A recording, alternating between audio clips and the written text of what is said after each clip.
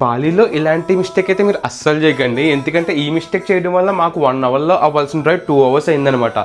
So అందుకే car ప్లేస్లో bikes book చేసుకోండి, చాలా ఫాస్ట్గా వెళ్ళిపోవచ్చు. ఇక్కడ రూట్స్కి పర్ఫెక్ట్ అనమాట అది.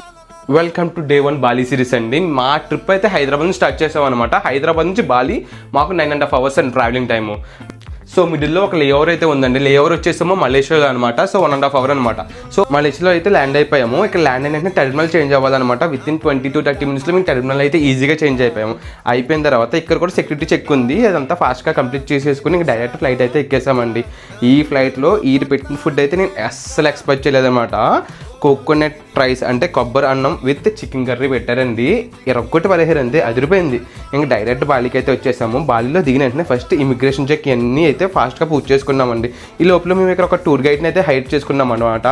ఆ చూడండి మన కోసం వెయిట్ చేస్తున్నారనమాట. ఇంకా అలా మేము విల్లాకైతే వచ్చేసాము. ఈ విల్లా వచ్చి 4 BHK విల్లా అండి, విత్ పూల్ అనమాట. ఇంక విల్లా నుంచి అలా బయటకు వచ్చి ఆపోజిట్లో కేఫ్ ఉందండి. ఈ కేఫ్ లొకేషన్ ఉంది, చాలా అంటే చాలా బాగుందనమాట. ఇక్కడ నీట్గా చికెన్ కబాబ్స్ చెప్పుకున్నామండి. నీట్గా నిప్పుల మీద కాల్చి ఇచ్చారు. ఇక్కడ ఫుడ్ కూడా చాలా బాగుంది, same one side rice flavour అనమాట.